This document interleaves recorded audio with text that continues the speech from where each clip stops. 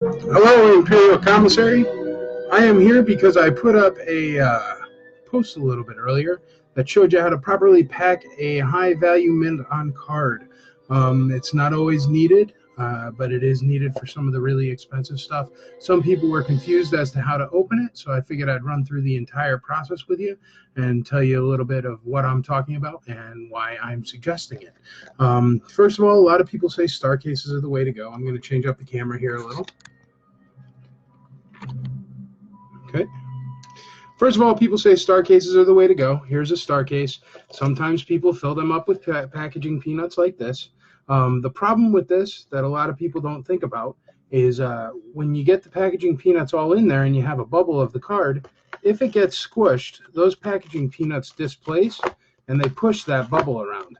And if you get it to push the correct way, that it pops that bubble off the card, it's very unfortunate. So I don't ever use packaging peanuts. I find it is much better to use, I find it's much better to use even just a standard star case. If you use a standard star case, the reason why it's better is because that way, if there is a squish or something like that, you have a little bit of wiggle room before it's ever even going to touch the bubble. So if you're going to use a star case, I suggest using one without anything inside. Once you start putting stuff inside, it doesn't give the chance for the star case to compress. So once you start getting into some real specialty cards, the reason why a star case isn't always the best is because in a star case, it gets jostled. It bounces, it hits, it moves back and forth. And the thing is, that figure in there is heavy. So that figure here, let me see if I can get some better light. I don't know if that helped much or not. But that figure is heavy, so it moves around inside that bubble. If it gets jostled enough or it hits hard enough to create enough shock to send shock through that figure to push them out through the top of the bubble, that's when you see them escape their bubbles. So I'm going to show you how to prevent that with a different way of packing. So we're going to take them out of the star case here. And this is just a random Canadian Nikto I had that we will box up. So here he is out of the star case. And we'll get rid of the star case. There you go. You're saving yourself or your customer $5. And what we're going to do is we're going to come over here and we're going to get a leftover box. If you ship a lot, you're going to have a leftover box. There's one that I have that's cut a little bit, just a leftover shipping box. And what you're going to want to do is get it cut down so it's a bit more manageable. So we'll do that first here. Just so it's a bit more manageable. We're obviously not going to need all this. It's just one mint on card. What I like to use on these certain boxes is this center part. It's much larger than a mint on card figure, so you're totally safe. So what I'm going to do now is I'm going to cut this box down so it gets us that middle part, and then we'll start building the case for our mint on card figure that we want to protect. And I'm going to show you why this way is so much safer than just a star case, and certainly way safer than a star case with the packaging peanuts in it, because that does really push it out of the way, and it can really pop off a bubble. I've seen it happen. So it's really not the best way. All right, and then you're going to get your sides here. Sorry, just cleaning it up. Okay, you're going to get two sides that are bigger than your card. Cut those in half. And now we're going to do some measuring. So what we're going to do is we're going to take our mint on card. And now if you notice, there is plenty of room on every side of this card. So there's plenty of room. We're going to take our second piece, and we're going to kind of eyeball this. What we're going to want to do is put it over the mint on card. You can take the mint on card. You can switch it around here, and you can do a rough sketch. Here, we'll get a trusty Sharpie. But you do a rough sketch here. Make sure not to touch the card or the bubble or anything like that. What you're going to do is you're going to mark off the high side of the bubble and the low side of the bubble. Right there is the low side of the bubble. And then right about here will be the inside. So what we're going to do is now we're going to take our trusty cutting blade here. Make sure you put it on top of something else so you don't cut through to your table. And then we're going to go here to here. Try to go as straight as you can. And we're going to go about over to here, which is about the size of that bubble. Maybe it's a little bit bigger, but we'll check that out. We're going to cut down to here and then cut across to here. And then we got a nice little thing to knock out if you go all the way through. If you're like me and you don't go all the way through, just fix it up a bit and get all the way through. Once you got the guidelines, it's pretty easy. And then we're going to knock out a little piece of this here. So we're going to have this missing. You can put that aside. You can save it for later if you want to use it for a later part, but we don't have to. And then we're going to put our card back here on this extra large piece. We're going to take our hole we just cut, and now we're going to make sure that it doesn't really ride on the edge of the bubble. And it is a little bit. So what I'm going to do is I'm going to remove a little bit more from the bottom here.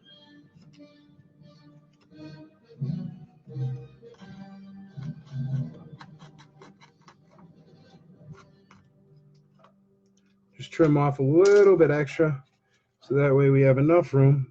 Perfect. All right, and now you can see it goes directly over that bubble. So still nothing touching, plenty of room on the sides here. Then we're going to take a piece of plastic.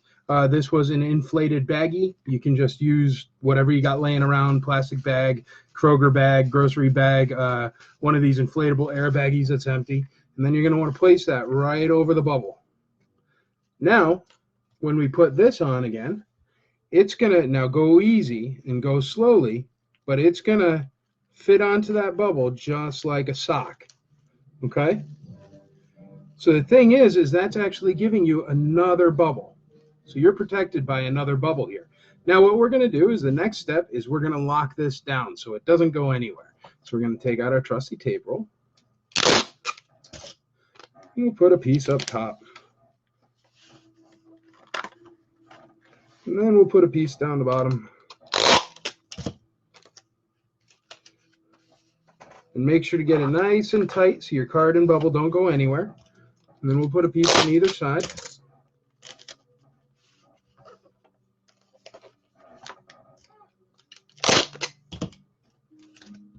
Okay. And there you go. Now, the next step, what I like to do is I like to also put tape on the bubble. And the reason why is because it gets that plastic bag nice and close.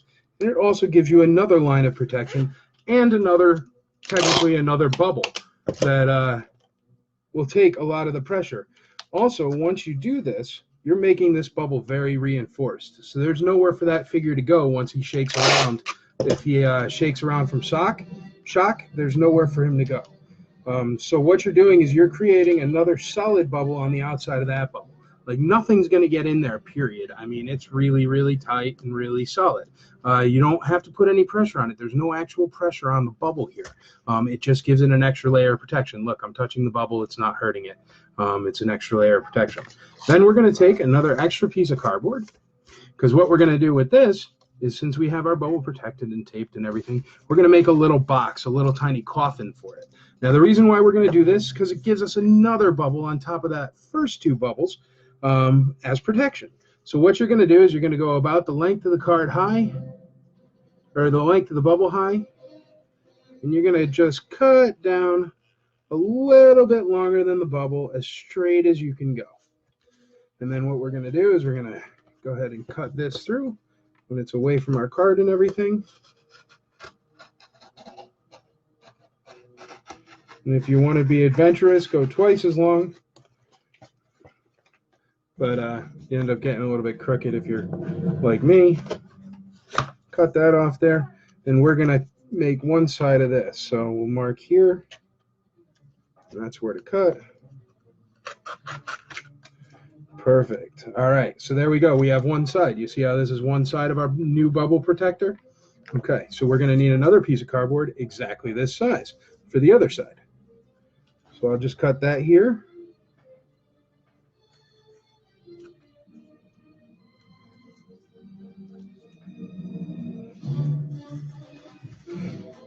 We just use the one we already traced out, so it's easy peasy.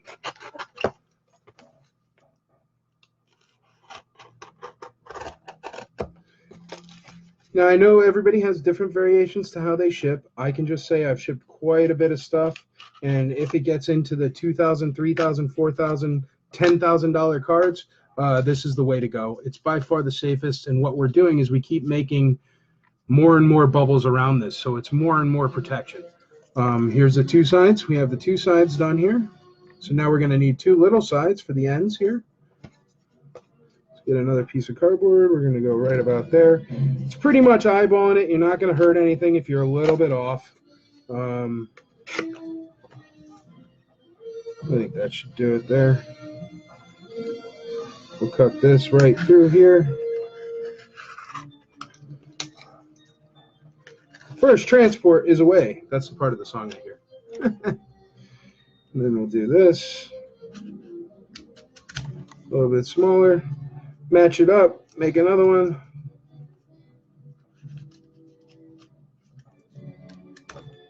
Okay, now what we're going to do is we're going to take some tape. We're going to put it on that, like that. And then we're going to come down here. Well, actually, I did that first. What we're going to do first is we're going to attach these sides. To attach the sides, just put some tape down the bottom, like that. Hold it up like this. So you can get right up against the edge of that bubble. Set it down. And you got your one side. Now do that again for the other side. Put it down the bottom here. Hold it up so you can get it right in there on the side.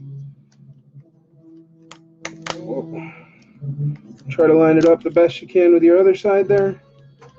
And lock it down. Okay. Now we have the two sides of our bubble. Now I'm just using this because I have a little bit of extra tape here. Just be gentle, just be careful. It's very easy to fix it, no big deal. A little bit extra tape here. Okay, and then we're going to take this one, we're going to put it down here. And what you want to do is with the bottom and the top, try to get it inside the outside cardboard. I'll show you what I mean here in 1 second. By inside the outside cardboard, I mean like this. What it does is it actually creates a little bit of a barrier, so this won't squish. Because see, it's pushing in on this piece. So that won't squish. There's no way for that bubble to get squished. We're going to put in our top piece to give it a little bit more structure here. Same deal. Piece of tape. Right on the whole piece like that. Get it nice and flush. Get it inside those outside parts. Tape it down. Okay? Now we're working with this. This is what we have. We've built a little box around our Nicto there. And now we're going to need a top for that box. Now here's a top from before. Obviously it's going to be too small. So we're going to have to cut a new one. Just eyeball it. Very easy peasy. It's going to go to right about here. And right about here. So just cut it across. Always cut away from yourself. Remember, being a little kid and safety first. One of these razor blades will really mess you up. And I made that too small, but that's okay because it's only free cardboard, so we can try again. And we'll cut down here. There, that looks like a good one. Yeah, plenty big. So what we're going to do, we lock down this little bit of extra tape we got here. Making sure to not stick it to any of that plastic or anything. Well, actually, it doesn't even matter. Oh, we also need one more step. I forgot. Let me see if I have any. Need some paper. Usually, folks will use toilet paper or any kind of cloth. I'm going to use this. It's not the best. If I had some paper. 1 second, let me look.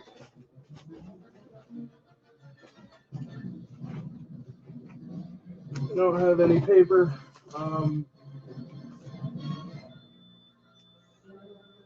Anyway, we're pretending this is toilet paper, okay? If this was toilet paper, what you do is you squish it up a bit. The reason why we were pretending this is toilet paper is because I didn't grab any, but you squish it up a bit, fit it in the sides, stuff like that, anything to make it just a bit more solid. And then we're going to take our piece and we're going to tape this over it. Now just make sure you line it up well.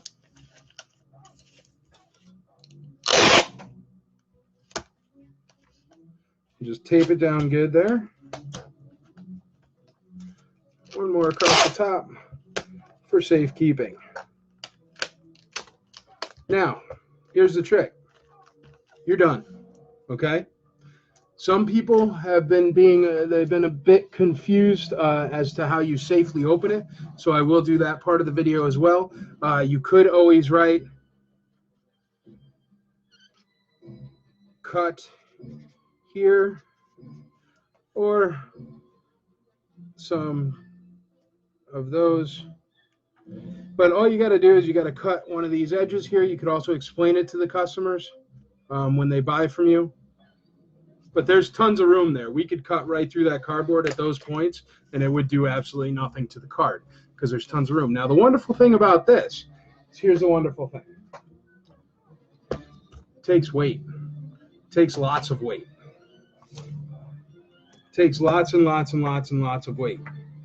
The reason why I can do that is because we built a really strong structure that has a lot of space and room in between the actual bubble and anything that could get damaged.